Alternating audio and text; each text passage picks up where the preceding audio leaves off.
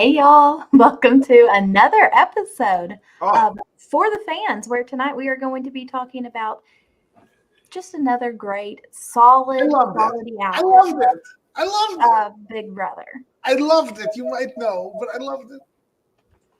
Well, I'm excited that you're excited, I'm so excited. and I can't wait to hear your thoughts. What's got Sheldon so excited about Dire Fest? We're going to And talk about it. But the biggest thing is simply that Terrence came out to play, and I love seeing it. I'm so excited. Mike might be upset that Terrence is actually playing now, but I'm happy. Yeah, I'm going to say I have to apologize. I lied earlier in the season when I said if Terrence starts playing the game, I am not going to like him as much because I like Terrence, the non-player. He came out to play, and I did like it, so I lied. Yeah, I'm excited to talk about it. yeah, I mean, I think it's interesting. Obviously, Direfest has a lot more intrigue going than Brochella, but we're going to, instead of doing like step by step how we typically break down an episode, we're going to cover everything that happened on the inside and then everything that happened on the outside. We'll save the good stuff for last. All right, so let's talk about the inside. What is happening in Big Brochella? So we pick up right after the nominations. It's Michael's the HOH. He's nominated Monty and Jasmine. Obviously, Jasmine is the lone non-leftover. Target's on her back. I'm so over Jasmine. I'm so done. It's just I felt like, except for, when she goes into vote, that she maybe had gotten a little bit better. No. And then tonight, it just full pissed me off. the beans. Oh, the beans. Always Yeah, with we'll the get there. beans. We'll get there. There were several things, but Well, to me, like, listen, I don't just want to shit on her, but to me, what is really upsetting and annoying about Jasmine is that she just clearly does not understand her impact socially on others in the game, nor what is actually going on in the game. And the truth is, she did it to herself. She completely and totally did it to herself. Week one, she was a bully, and to be honest, I almost feel like they're starting to bully her now, and because she's just kind of annoying. Maybe I shouldn't go as far as saying that they're bullying her, yeah, I wouldn't go that but far. but like it just feels like you made your bed, Jasmine, my friend. Now you're sleeping in it. Yeah, to piggyback on that, I mean, every time Jasmine kind of talks about the game, it's not that she's talking about a completely different game and she has no grasp on the game whatsoever. It's just, I'm on the block now. Doesn't matter. I'm going to go out there and win that POV. Like, it's just there's no depth to her game whatsoever. There's been no plans. There's been no, alliances besides the 5 swatters, or she just hasn't put herself in a good place in the game. And I don't think she really cares. I feel like she likes the camera time at this point and is a little lost inside the house, honestly. Yeah, and I mean, just she's so much. She is so much. And she makes a comment of like, how dare he? How dare he nominate me on my birthday week? I'm like, boo-boo. Like, it is not you are not a child anymore. You do not get to have a whole birthday week. You are a grown-ass woman. We do not have birthday weeks. Your I birthday's got one day. rockstar vibes on my daughter's birthday. Like, you're stretching. You are stretching. You can be Yeah, nominated. and so, she's upset because this is not okay to have happened to her. Yeah, and this birthday thing, like, come on, like Kylie, you're so right. Like, grow the hell up. And her birthday's been going on seemingly for the last 2 months. Every day is her birthday. I'm over her birthday. She's going home on her birthday. Bye-bye. Yeah. I'm over it. I'm ready for her to go. And by the way, the voice gets a higher pitch by the second. And I can't, like, my dog, Jasmine started, my dog went like this. She looked, she quickly, what's going on? Is there an emergency? She thought I was yelling, and it was Jasmine. And I know we've seen this all season, but more evident than ever, I think tonight is Jasmine in like game talk with Brittany sounds nothing like Jasmine in the diary room. And I know we've No. we've seen this the entire season. People have been saying it. Kylie, you're from the South, like you've been saying it all season. But like Sheldon says, it's gotten worse to the point where you really see it now. It's like two different people talking. Yeah, and it's even worse in the veto competition. It was like Tiffany showed up and she was like, Jasmine was like, you know what would impress Tiffany is My if I diamond voice. turned the country up to 1,000. And we've had Southern people before that were like Sam from BB20. Sam was a very country, but Sam's accent never changed. Her accent is who she is. Donnie Thompson, his accent never changed. If you're Southern in your country, that's fine. I can't help it. Like I am obviously Southern, but I don't try to sound more Southern. And it kind of comes with this perception if you talk super country or super Southern that you're less intelligent. And so I don't know why Jasmine wants to kind of play into that stereotype, because not only does she change her accent, but then she also changes how she speaks too. And like, them are some blindside butter beans. She stops using like proper English, and it's like, what? Please don't make us sound stupid. Go ahead, Sheldon. One quick compliment to Jasmine. She looked good during the veto competition. Yeah. I was just gonna say, if you're doing the unintelligent thing, which again, Kylie, that stinks that's a thing, but whatever.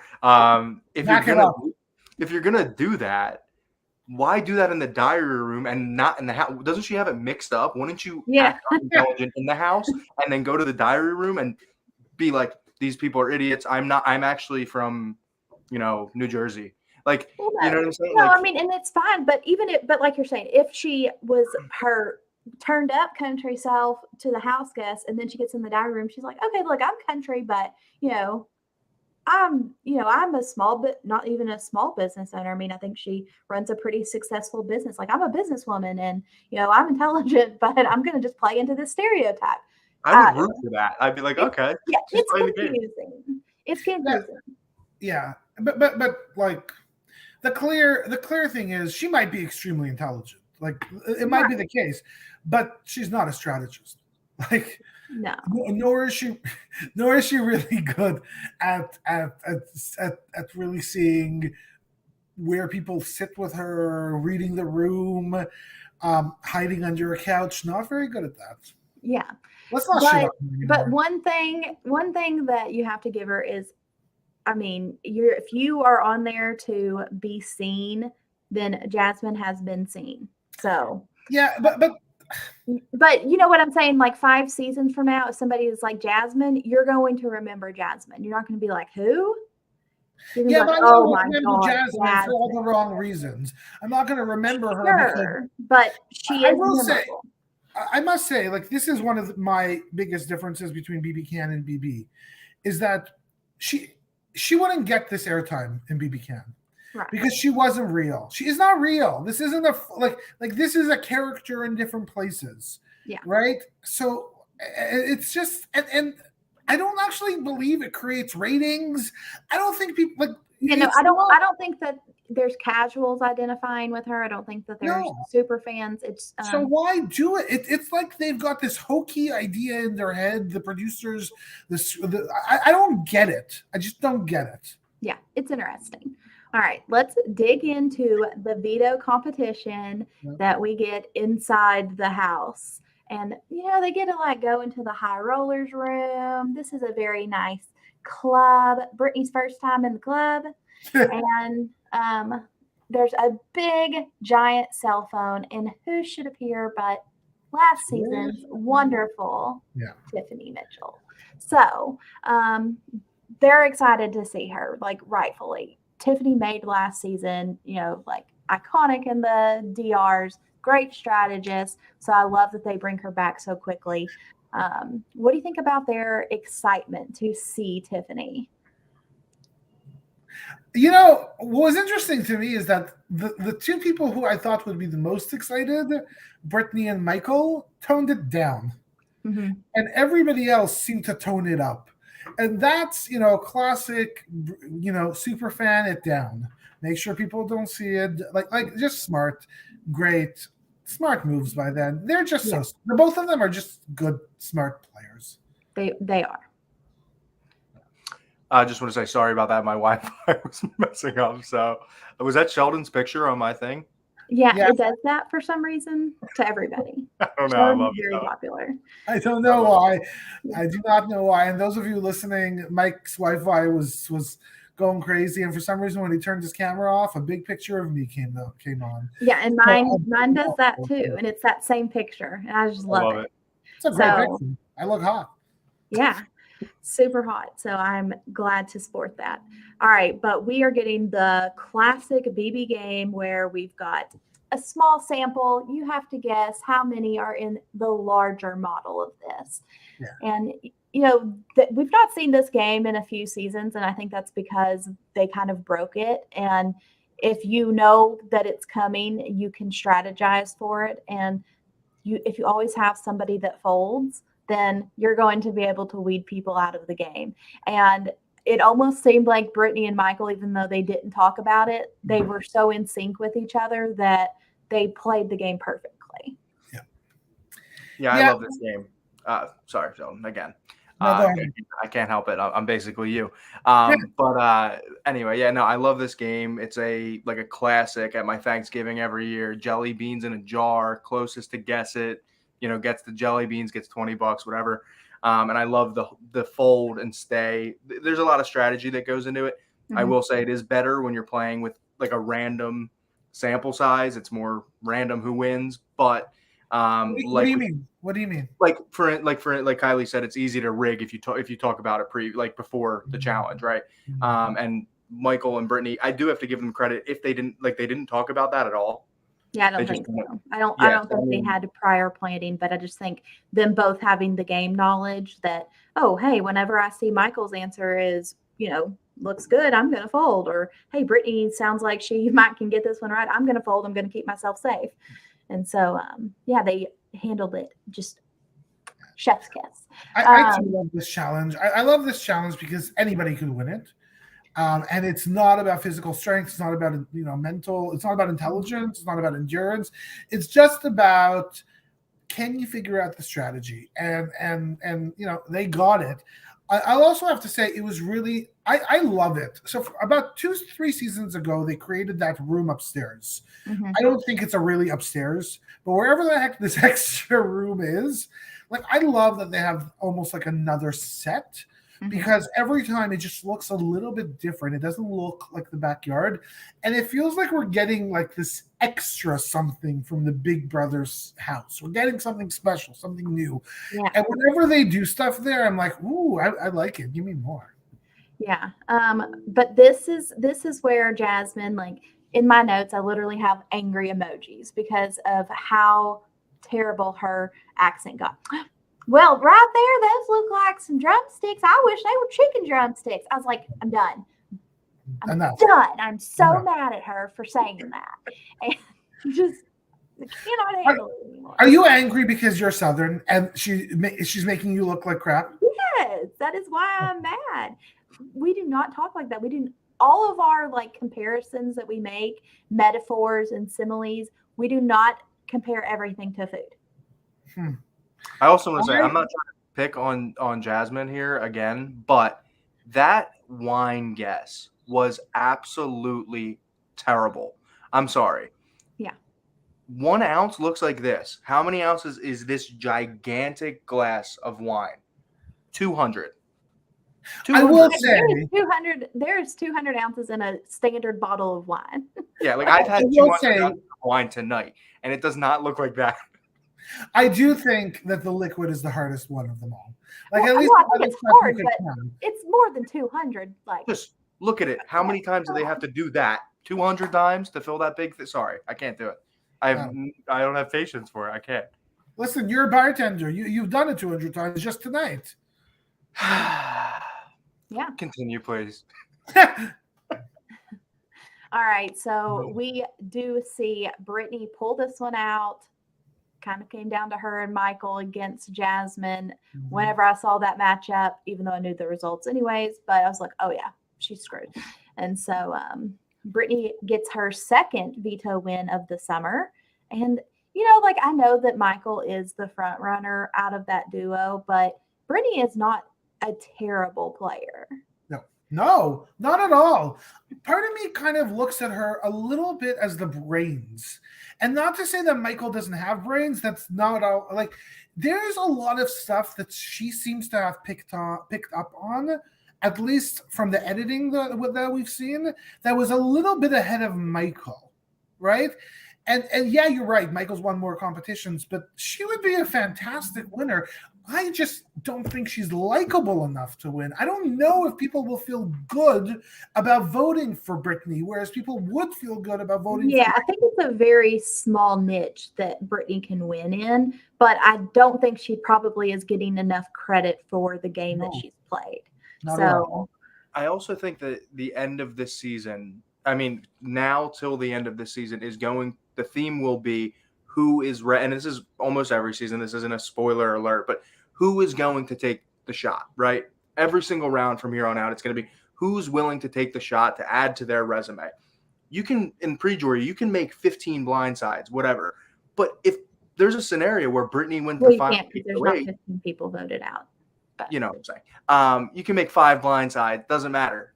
But if there's a scenario where Brittany, say, I don't know, Turner and Michael are in the final 3, and Brittany wins HOH and says, Michael, we've been working together the whole time. You're going to beat me. Boom, you're done. You might earn enough respect to get the win. And we saw that in BB Can 2, where we had John and Netta work together completely side by side the whole game. And Netta would have absolutely run away with the game. She played a fantastic game, but John wins the final HOH, and he's like, I love you like a sister, but bye, girl. And sends her packing, and he wins $250,000, whatever it is in Canada. I must say, though, Mike, you said those top 3, Michael, Brittany, and Turner. That Turner is probably wins. What? Oh, wins the final HOH? No, my point is those 3 are, for me, the top 3 I want to see, because that's a great final 3. They are the best players in this game, hands down. Not hands down. No, hands down. Not hands down. Hands fucking Joseph down. 25 is a top-notch player. Who? Joseph 25. Yeah, he's okay. Well, yeah, you're right. Yeah, I don't disagree. I would actually put Turner above Joseph right now. I don't. After this week, there is something that Joseph. I think Sheldon, you brought this up maybe a week ago. I'm going to give you credit for this, even if it wasn't you. We'll talk about the outside game going on, but Sheldon, I think you said it was going to be Joseph. The thing that was going to get him in the end was his loyalty. Yeah. Right. Yeah. So we'll get into that, but that's one thing where I would put Turner ahead of Joseph as well. Preach. But you also saw this, like, I don't think Joseph has worked on the same relationships to the level of depth that Turner has. I truly don't. Okay, I mean, these are outside people, but we can have this discussion now. I don't agree with that either, because I think Joseph and Turner have the same fatal flaw, and that fatal flaw is that they are both very, very loyal. It's just that who's Turner loyal to? Turner's gonna flip on anybody as long as he wins. I don't buy that. I don't agree with that. Like, I think Turner is pretty loyal to the leftovers, and that he would have stuck with them to the final 7. But he's loyal. I don't disagree with that. But that's because he was in a great position within the 7. That's why. But I don't know if Turner even recognized completely. And I am like Team Turner. I mean, honestly. With Joseph on the block and possibly leaving, Turner might be who I am most rooting for. He's been like the biggest surprise for me. Yep. All right, let's finish talking about the inside. There's not much more to really wrap up with them. But after Brittany wins, Jasmine decides to pitch to her like, hey, girl. And she has this diary room that bothers the shit out of me. And she says, I got to humble myself to talk to this girl. And I was like, just the entitlement? What? You need to humble yourself to talk to this girl. And then, tries to pitch, I would never come after you. And I've been pretty nice in this game. Like, get out, Jasmine, get out. This is Yeah. where the approach from Jasmine, this is where it fails. There's no more, I'm not going to come after you next week. No, the line has been drawn in the sand. I'm not saying Jasmine and Brittany are on opposite sides, done deal, whatever. They can't ever work together. But going up to someone and saying, I'm not going to go after you next week, blah, blah, blah. No, you need to come up and you need to say, I want to make a final 2 with you or something. It's not coming after you next week is not going to cut it at this point in the game if you don't have a pre-existing. Yeah, I mean, you need to throw Michael under the bus to her. You need to be like, hey, Brittany, like, you sit in the final 2 with, you're probably going to lose. I think that, you have a much better shot sitting there with me. So let's do this. Let's ride this thing out to the end. Like, present something that makes sense for the person to go with you. Well, Jasmine needs to made a choice in this game. She either wanted to be a mean girl or she wanted to play the game. She chose to be a mean girl because if you were to choose to play the game, she wouldn't have needed to humble herself after the veto loss. Yeah. She would have had that humbling done weeks and weeks and weeks and weeks and weeks ago. So she made a choice to be a mean girl. So bye-bye, Jasmine. Yeah, and like on the flip side of that, I feel like we have seen Monty humble himself where we've gotten to see him apologize multiple times to Taylor, like, hey, and I'm sure that they'll probably have a more in-depth conversation once they get out of the house. But, you can see the growth in Monty as opposed to Jasmine that is just delusional. Yeah, I mean, I completely agree with that. And I'd like to see that from Monty. That's been great to see. But the one thing I will say, defending Jasmine in this situation, not with the Brittany thing, she should never say that. Don't know where that comes from. But I will say she truly does believe that Monty's going home. Yeah. So the pitch to Brittany almost isn't, can you save me from going home? It's like, can you just save me the agony of being on the block on Thursday night, sort of thing. Yeah, like I don't want to pack my bags during my birthday month. Whereas if she thinks that there's a huge chance that Monty isn't going home, which she doesn't, because she doesn't know about the leftovers. She hasn't talked to enough people to know about the leftovers. This conversation might be throwing Michael under the bus or a little more of a Hail Mary. She doesn't feel like she needs to do that. But she should feel like she needs to do that. Yeah. She just doesn't have a grasp on the game. That's all. Well, look, if she would have a grasp on the game, a lot of other things would have been different too. But truth be told, her pitch is actually very simple. Monty is a threat. I can't win. Save me. Yeah, she doesn't get that, though. I got a broke-ass ankle. It's my birthday week. Monty is a physical therapist. My ankle's broken like a chicken wing at Buffalo Wild Wings on 50-cent wing nights. We are now sponsored by Buffalo Wild Wings. All right, wrapping up the inside, we do get the inside of leftovers meeting and saying, hey, we wonder what's going on outside. And if anything happens and Alyssa is not gone from that group, then we know whose fault it is. And it's Kyle's.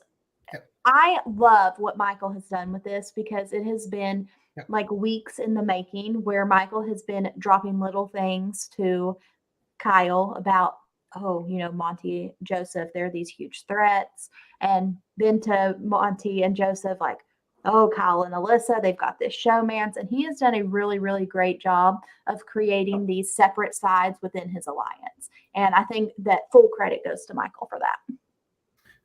So let me ask, if he wins, is he potentially one of the best Big Brother players ever? Like he seems to be really good. Yeah, I mean, he's got competitions. He has strategy. I mean, I think he's done a lot in the game. So, yeah, he seems great to me. Yeah, we'll have to see how it plays out. There's still a lot of game left. All right, so let's move to the outside. Is Mike frozen for you? or Mike's just- very frozen, so Okay. Wanted to make sure it wasn't just me. All right. So, we lost him, but he's back as Sheldon. All right. So, back to the Dyer Fest. And once again, Terrence is HOH. He has nominated Terrence, Turner, and Joseph, too many T names.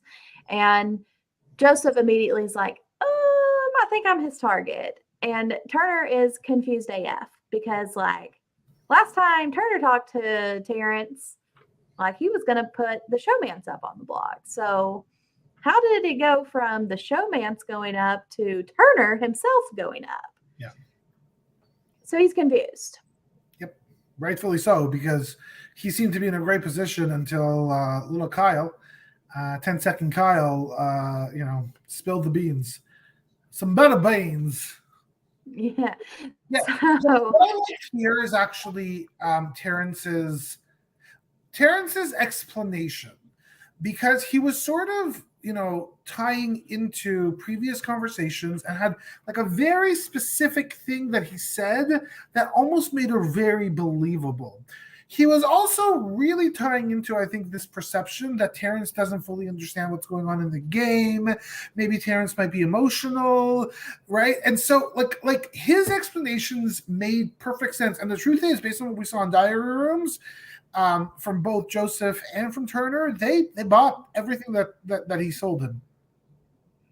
yeah, no, I mean, I think up to this point, they're, bamboozled by Terrence. Yep. And, they're like, okay, well, this is why he decided to do this. He's driving But, the bus.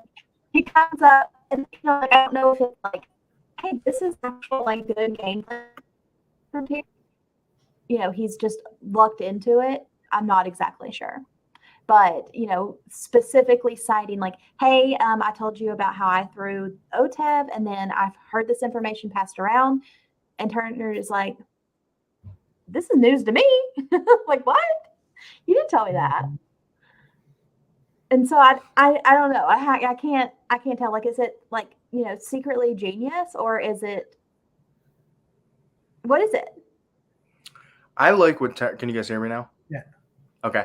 I like what Terrence is doing right now. I mean, especially once hearing that there has been this powerhouse alliance and he's not a part of it and it's still going on. The best thing that you can do is cause chaos between, he has these people outside. I know he doesn't have the full alliance and he's going to try to get one of them out, but still he's trying to create as much, distrust within that group as he can at the moment. And I think that's the best way to go about it, honestly. But there's also like to me, the brilliance of what Terrence is doing right now is, yes, step one is create distrust, but there's also a realization that there's all of these other part of the leftovers on the other side, and there's a few other right here in the backyard with him. And guess what? Next week, they are still going to be together.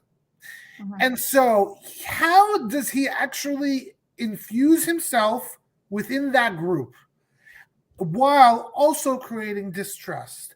And that's a really hard thing to do, because his goal is definitely to break them up in some ways, but he also can't be too bad and too evil and take a big shot, because then he becomes the big target. And that's what he's trying to do. And we're going to talk through what happened tonight. I kind of think he did it. But did he do it intentionally, or did he? It doesn't matter right now. I don't care. I'm giving all the props to Terrence into the spot, and I'm giving all the props to Terrence tonight. So, yeah, I don't know. I'm flabbergasted. Like I'm kind of speechless. I don't exactly know what to think about it. But we get Turner talking with Kyle and Alyssa, and one thing Turner has done well is that he does have good relationships. Yep. And I think he would have stuck true to the leftovers, but whenever he sees like the tides turning and, hey, it's probably me or Joseph this week, then I need to start covering my ass. And he is like, yeah, Joseph's got to go. Sorry for him, but the four of us, you, me, Alyssa, Terrence, let's ride it out. Like we don't need those inside folks. And I like the I like him going ahead and just being assertive here before the veto is played, and it's like, it's okay. It's okay that I'm on the block because I trust y'all. My favorite thing about Turner is that he's an extremely efficient player. And I don't know how to do that myself when I play online reality games. I am 100% on all the time. But he has the ability to, he had his HOH. He did exactly what he needed to do that HOH. He was able to form a nice group and then chilled for a bit. And then every little bit of time that something came up that he wasn't okay, well, he inserted himself. Like, he just has this keen ability to chill, but also to turn on when you need to. And that, I don't know how he does it, but it's kind of brilliant to me.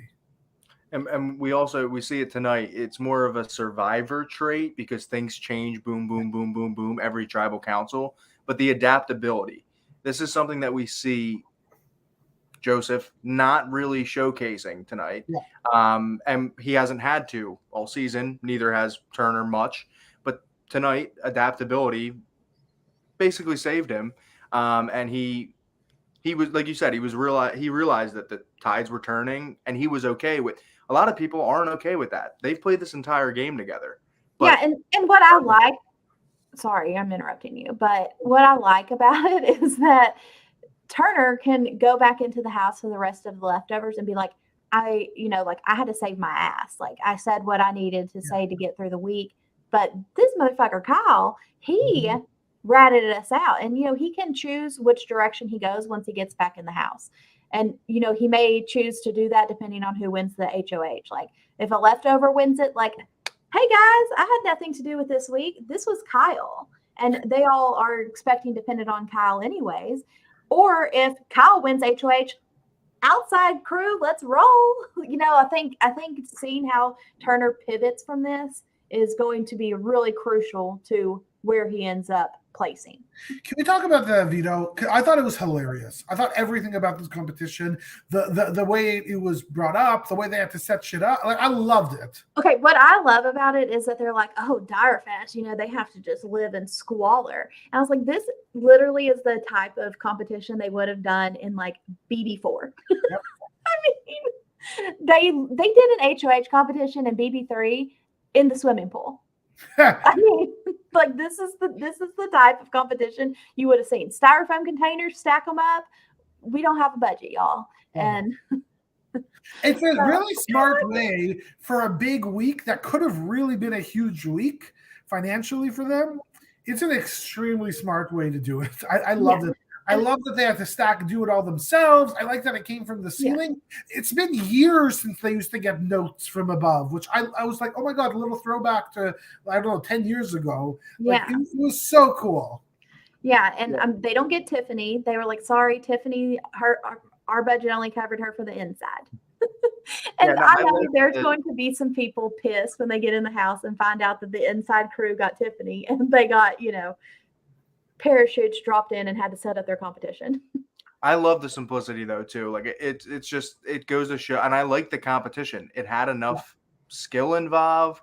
It had enough luck because we saw the wind come and play, I think, a couple times. Yeah, the elements definitely came into play, but that's part of playing a game outside. Yeah, but at the same time, it just goes to show you don't need crazy, insane, games to be played. You can just put a couple boxes outside and have people run around and race each other. Yeah, I like it. They got some trays at the local Lubies and some the local Lubies. What's a Lubies? Y'all have Lubies? No, we don't have Lubies in Canada. Mike, do y'all have Lubies in Philly? No. It's like a Golden Corral. Y'all got Golden Corral? Lubies is where I take to get my oil changed. Do y'all have Golden Corral? No. I've heard of that.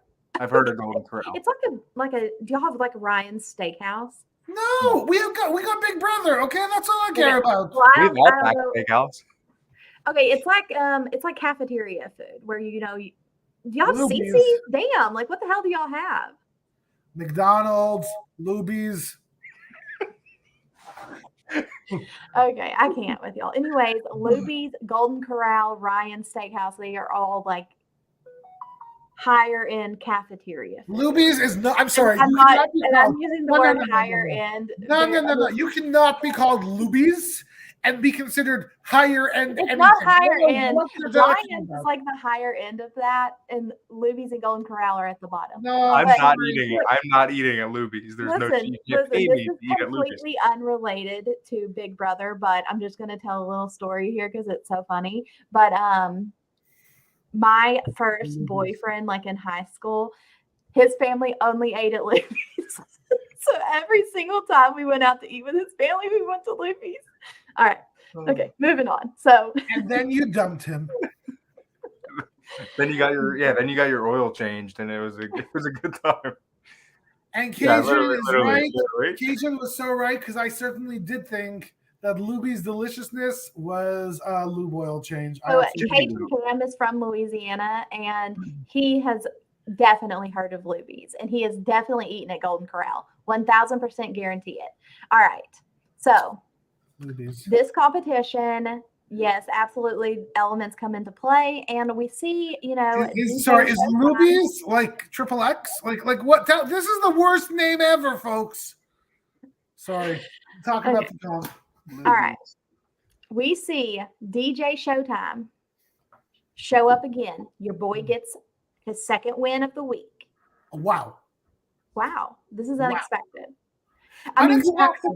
like things literally could not have gone any worse for Joseph this week. I mean, the draw of who you're with, who's the HOH, and then you don't get any type of competition that might be related to strength or, fitness. We're gonna stack up friggin' styrofoam containers. Yeah, I don't know. Like to me, I love this. I love this as a fan. I love this as a fan because we have been so leftover centric for so many weeks now that even the semblance of little power and success that Terrence has, and it is power and it is success this week. But I want more of it. Like if somehow Terrence goes on a run for the next few weeks, like I would not be opposed to this because it's I'm time all for to the shake chaos. shit up. Like he's getting his feet dirty, his feet wet. Actually, he's not even ready to get dirty yet. But like he might be ending up at Luby's when he wins this because that's gonna be a great knew meal. where you were going. I knew that's what was going to happen. Yeah, I'm so- pretty proud of Terrence after Me this. I too. mean, it just goes to show you again. We've talked about it a couple episodes ago. I think Big Brother with Michael not looking like he's going to be a competition beast, legend, whatever you want to call him. Like Terrence just won the HOH and the veto. Yeah. Anything can happen in this game. And Yeah, I exactly. I am so sad at him putting Joseph and Turner on the block because they're probably the two that I want to win the game the most. But you've got to give him credit. So yeah. But let's talk about Turner's development in the diary room because I feel like we have just seen Turner blossom like a little flower. And see, there you go, Jasmine. This is how a Southerner does, comparisons. It doesn't always have to be food. Okay. He has just blossomed like a little flower on a spring day. So he gives this DR during the veto competition where he's like, I've gone through the 7 stages of grief, and them like transposing it on top of his facial reactions where the wind has blown and knocked over his containers. And he's like, I've gone through anger and grief. He has just completely blossomed. And I love listening to him in the DR. He's great. More Turner. Thank you. Yeah. Turner Stan here. Yeah. And I've said this before. I was so underestimating him. I was so rolling my eyes when his picture came up when we saw the cast. I don't judge a book by its cover. I'm an idiot. Like he's just awesome. Need more Turner. Yeah, he's great. All right, so Terrence wins the veto, and we get some interesting conversations here. And the one that I think is most interesting is Kyle's like, you know what? I'm gonna reel this in. I'm gonna tell Terrence a little bit more. Did I even tell you the name of the group? It's the Leftovers. Uh-oh. And Terrence is soaking it in. Okay. Yes. Thank you. Thank you for that name. And Kyle doesn't realize that that conversation might be the final nail in his coffin. And now that Terrence has a name, he is going to do something with this. And so our boy Joe goes over to talk to Terrence, and Terrence, Turner's like, I can't. There's too many names, too many T names, and I'm not even trying to. It's a J name, Joseph. Joseph was like, we should put Alyssa up. And Terrence is like, well, why not Kyle? And sweet little Joseph, being the solid, loyal Alliance member that he is like, well, Kyle, I don't think he would want to go after you. And Terrence is like, well, that's your fault because he threw your ass under the bus and he's trying to get rid of you. I was like, okay, Terrence. Yeah, it's sort of like, where was Terrence all season? And you're right, Kiley, you sort of alluded to this earlier on. Like, was this sort of just the gut coming in and being like, you guys have been bamboozling me, and now y'all are going for each other, so I'm just going to spill the beans?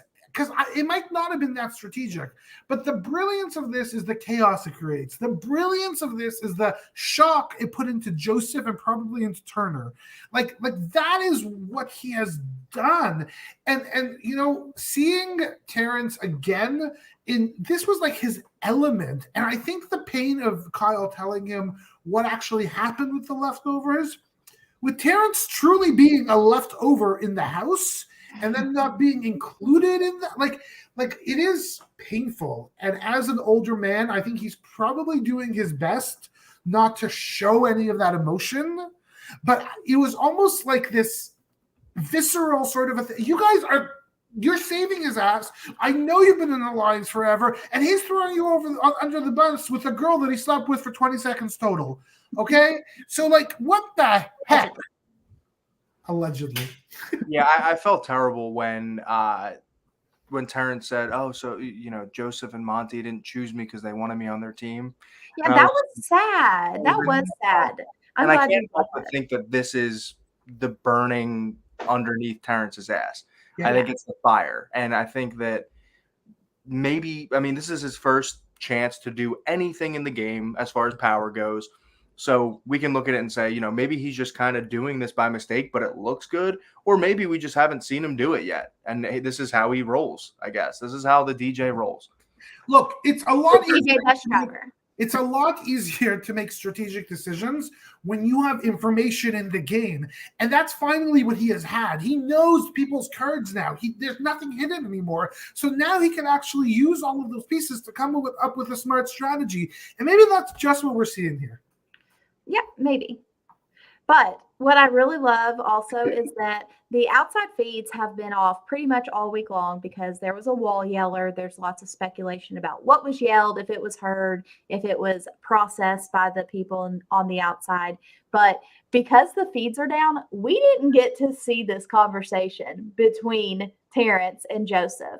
And so seeing Terrence throw Kyle back under the bus, like, you just threw your whole ass Alliance out the door for this girl and laid your game out. And no matter what happens, Terrence has to know that I'm not coming back into the house public enemy number one. Like, they're going to be so pissed at Kyle. So, yes, he's offered up this Alliance to me, but he's not going to have any choice. Even if I throw him under the bus, he is still going to have to work with me because the other ones damn sure aren't. So he really gets to, have his cake and eat it too. Well, I don't know about that. Like, so Cajun here in our chat said, I feel Terrence is being more reactionary than preemptive. It's fun, but what is the goal of it for next week or so? And to me, the strategy is quite smart. I'm going to put these two people up. It's going to create chaos. I'm also going to show my loyalty for the leftovers. Because next week I don't want them to come for me. Because the goal is I probably want Kyle out. They never say that, but I assume that's the plan. And let's take it one step further, and maybe Kiley has something from spoilers that she's about to tell us. But this also gives him full power for this week, because Turner's going to vote out Kyle. Alyssa's going to vote out Alyssa's going to vote out Joseph. Who gets that tiebreaker? Isn't it? Oh, does Turner? Terrence does get the tiebreaker. So there you go. Terrence has this full power for this week.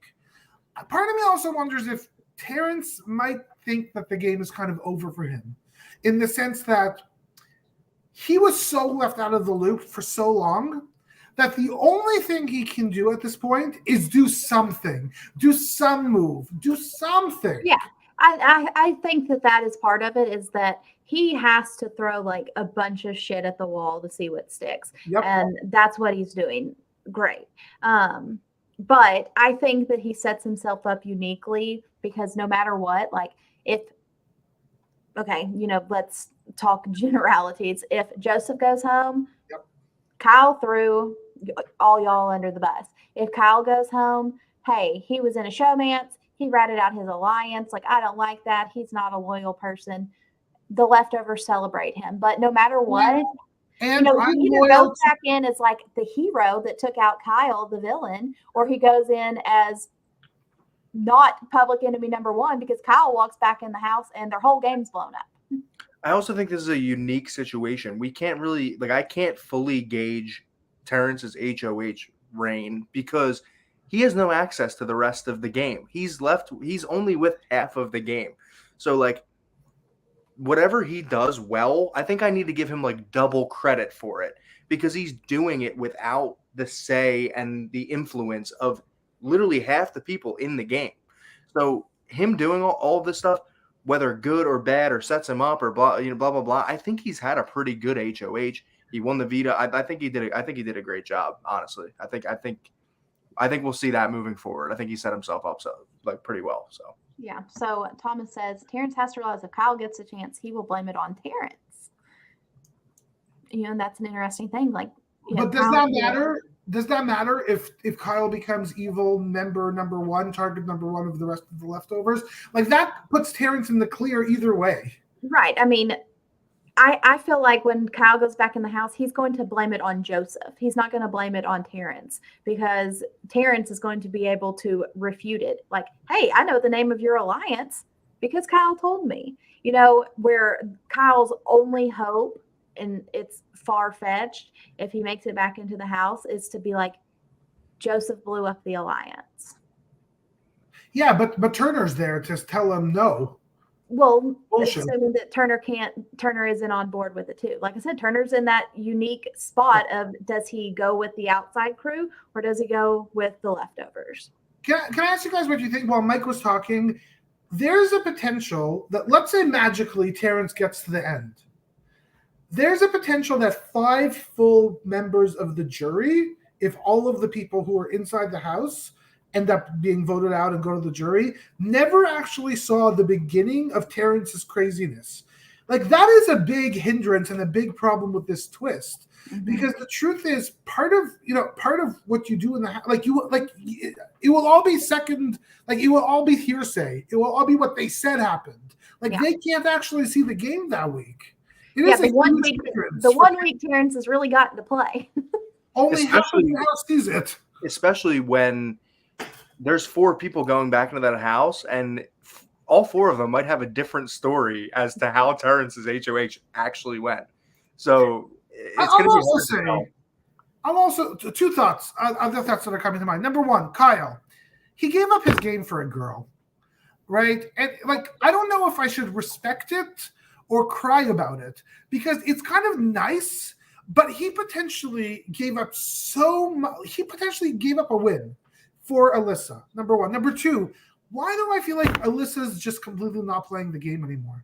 She's just she's just giving her game to Kyle.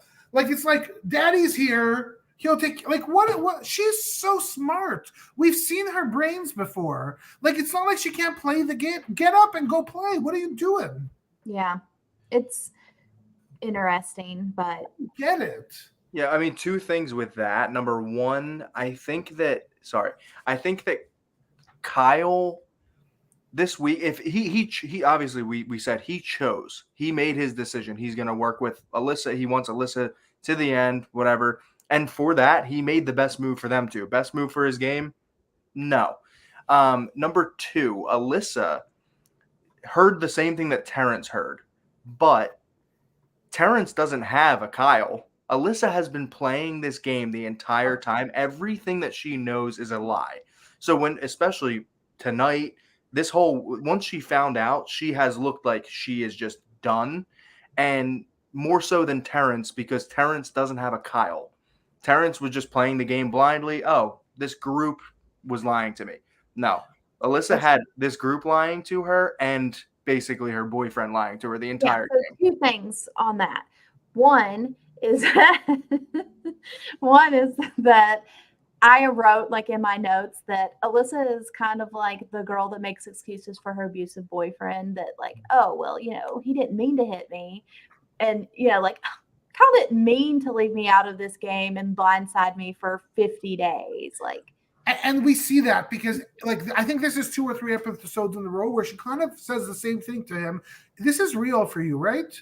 Like she keeps on needing to check in if this is like a real thing or he's using her. Like, that's not a good way to start a relationship. Yeah, it's an interesting relationship. And the second thing is that we're not even going to get into the live spoilers because we've got a lot of fun stuff that we get to talk about tomorrow. And I think it's going to be fun to just kind of react to it as we get it, because we have another special guest tomorrow. Ooh, who could it be?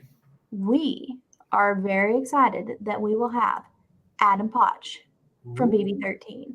Yes. And, he is very well known for giving out his rankings of like who gets bacon, who gets tofu. And so it's going to be interesting to see his thoughts on this week. And, what are his thoughts on, yes, pink-haired Aiden, so great to see you. Adam Potch will be here tomorrow to break down this, unprecedented week in the BB house. So I'm so excited to get Adam here. I want to hear who gets his bacon and his tofu. I'm also really, really excited to have somebody who played the game, but actually played the game about a decade ago. So the game has significantly changed, and to get sort of his perspective of how the game has changed, and try to watch what he thinks is actually going on in the house. I'd love to hear what he thinks about Jasmine. I'd love to hear what he thinks about the Taylor situation. There's so much I want to know from Mr. Adam. All right, Mike, you got anything to add? I think we covered all of it. The inside of the house is boring. The outside of the house is great. You can follow us at For the Fans Reality on everything. We're just posting like crazy. We're going to fill up your feed. You can follow me at MR Babbling. That is what I do. I babble all the time, and I will give you a follow back. So check me out there. All right. So I think that wraps up this lovely episode. I'm excited for tomorrow night. Mostly, I just really, really am excited for what happens after these 2 evictions, because I want to see this group coming back together and the fallout from it. So, like, I'm excited for tomorrow, but it's like I'm more excited for tomorrow to be over. Well, so that the leftovers are officially over. The leftovers. By the way, I have this thought out of the fridge. I had this thought today. The leftovers, I get why they came up with it, but maybe they're a crappy version of the cookout, because who really likes leftovers from a good old cookout? Nobody wants that. I mean, I do like leftovers. It reminds me of Bluebies. Not all right. So they're great. Leftovers are great. Reminds me of Bluebies. All right. So we will be back live tomorrow, 30 minutes after the episode, with special guest Adam Potch. And we will see you guys tomorrow. Bye, y'all.